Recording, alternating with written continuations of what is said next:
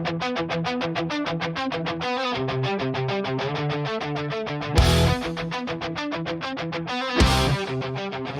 goes to the movies. Mark goes to the movies. Mark goes to the movies. Long kick shout.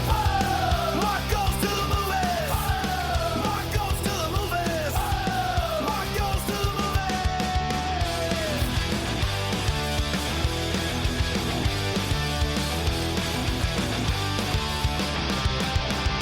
Mark goes to the movies. Hey, welcome to Mark Goes to the Movies. I am Mark. And this is episode 30, guys. This is the 30th episode of Mark Goes to the Movies. If you made it this far, that means if they're 10 to 15 minutes, there's probably about 3 to 4 hours of podcasts if you could listen to me. Not bad for something that was supposed to just be a funny joke website. And then turned into this, and then it turned into a merch store, then it turned into Instagram, and then it turned into YouTube. And now it just keeps growing and growing and growing. Now we're on episode 30. The next milestone, we'll say 35 and then 40. And I really wanted this one to be a good one. Maybe we're not shitting on a movie. I don't want to shit on a movie. I don't want to sit there and talk about how bad something is. I want to talk about something I really enjoy and I'm very passionate about. Let's talk about Tales from the Crypt. Let's do the big one, right? Let's get it out there. Man, this show, such a great show. It's caught in limbo right now because EC Comics, they kind of own the Tales from the Crypt brand. However, they don't own the puppet that goes to Warner Brothers. Well, I guess Paramount now. I hope they do something with it because when you're talking about the show that I don't know, maybe got me in, like it's a variety. It's a nice hurricane of stuff that really got me into what I'm into. It's a lot of Joe Bob. It's a lot of my grandma. It's Tales from the Crypt. It's Goosebumps. Tales from the Dark Side was pretty terrifying. Are You Afraid of the Dark? It was so much, but Tales from the Crypt was the one I think that truly terrified me the most. Like it was genuinely pretty scary. The Crypt Keeper, if you didn't know, the Crypt Keeper is actually a Chucky doll. They took the skin off. They took the eyes off of a Chucky doll, and that's the Crypt Keeper. I got the chance to meet the Crypt Keeper, or the voice of the Crypt Keeper, John Kassir, and man, such a nice person. When we do these Days of the Dead conventions, you do these. You hope people will be nice enough to sign for free, and you don't plan on it because you don't you kind of budget who you want to pay for. He was someone that I was like, man, I'm gonna get him to do a voicemail for me, and I'll pay whatever he wants to pay. I think I paid $80 for a picture, an autograph, and then him doing my voicemail for me. The funny thing is, like, I didn't know how to set up the voicemail. He literally went in my phone, downloaded an app, set it all up for me, recorded it, made it my voicemail. He did IT for me. The thing that scared me most as a child was the Crypt Keeper, and now he eventually helped me out with my IT, my phone. So it's pretty crazy if you think about it. And the nicest guy. Like it was like I want to say COVID was still around because he had the mask on and he had a little face thing on there. But yeah, the nicest person. We talked so much about the show itself. The cartoon for no that it was it had 3 seasons of a cartoon. Tales from the Crypt, season 1 and 2 were like regular cartoon stuff, and then George Bush, the first George Bush, he had the bright idea to make sure cartoons were entertaining or educational. Sorry, make sure they were educational. So they had to turn season 3, which I think went to ABC Kids. It got turned into yet another lesson as a moral of the story on the later episodes. But then NBC also had, I think I want to say NBC, they had the game show Secrets of the Crypt Keeper, where that was you can find it on YouTube. It's probably lost if YouTube doesn't bring it out there. It might be lost forever. But man, that was a really great show. cartoons, all that stuff. He was kind of everywhere. He had pinball machines. I remember just as like a Legion kid, my grandma and my grandpa went to the Legion quite a bit, and I remember seeing the advertisements with the Crypt Keeper, the Butt Keepers, what they called them, and yeah, I got the hoodie from that. Some Cinema Slime, he's on Instagram.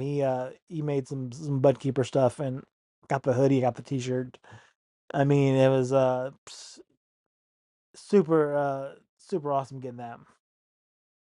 But yeah, and then I remember, wow, I watched it. We My biological dad, he kind of sat me in front of a TV, and that's what kind of raised me when I was over there. And I watched HBO, Nickelodeon, and MTV.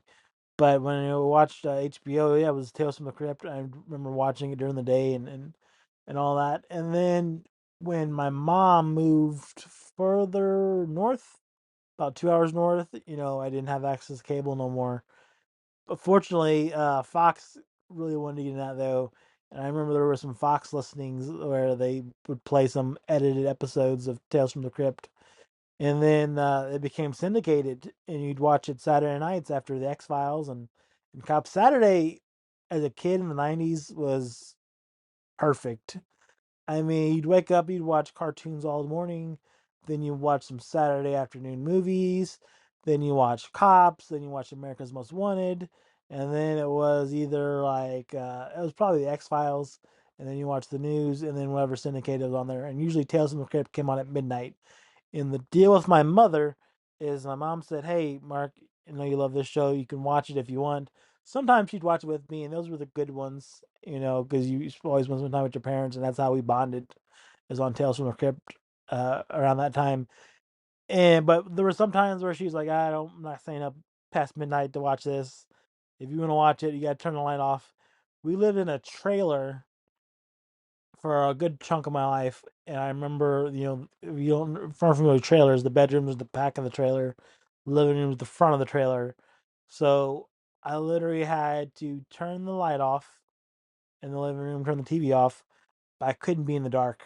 That song would play in my head, and I would have to get to my bedroom in my bed before the Crypt Keeper jumped out of his coffin.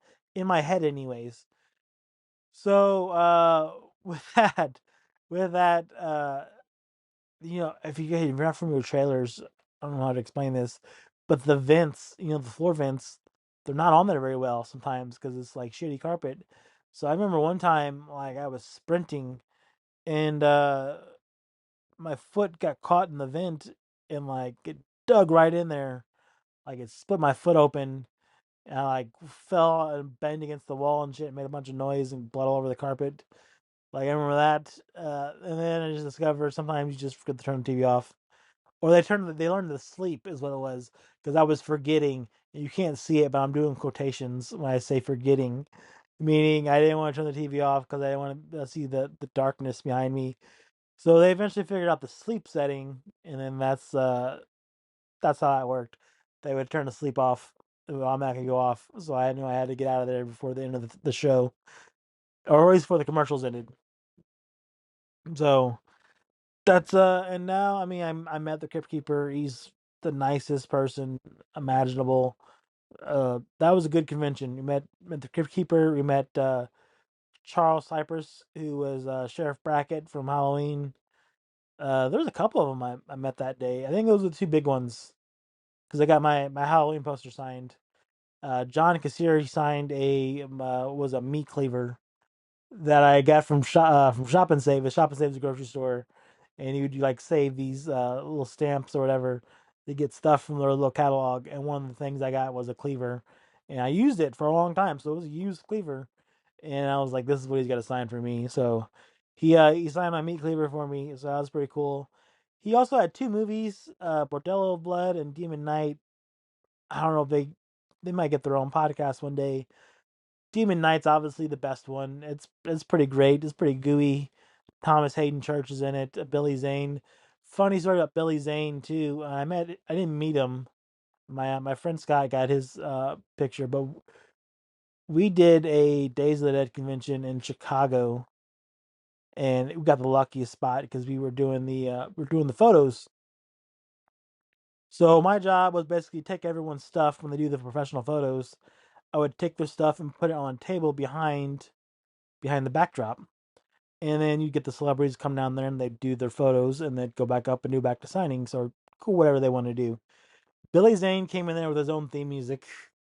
Like he had a Bluetooth speaker and he was playing some cha cha music or whatever it was. And I was like, this is the weirdest fucking guy ever. Like he was actually in an episode too, and they had some good ones, some super really good episodes of Tales from the Crypt. There ain't like maybe there's like season seven's not great, but like most of the show is amazing. Every episode's pretty great. And then yeah, so the one with him, he's like a magician. I think Michael Martin Sheen, he's in it. He plays a magician. He still kills Martin Sheen. Martin Sheen's not actually dead because he's I guess super powered and shit, supernatural. Uh, I thought Demon Knight was what was it? They were saying that Demon Knight could have been an X File episode or something like that. Maybe it's the other way around. But yeah, Demon Knight's great. Bordello of Blood has Dennis Miller in it. I don't know. Corey Feldman's in it as well. Yeah, I almost say cameo appearance. Again, some of the actors in these TV shows and these movies were they had the best one. I know Arnold Schwarzenegger directed one. Michael J. Fox directed one, and he was starred in one. I think everyone wanted to be in Tales from the Crypt. It was super popular. They tried bringing it back a couple of years ago, and I think that's where some of the rights came in. M. Night Shyamalan was supposed to do it, and he was going to do like a season, and I thought it was still stupid.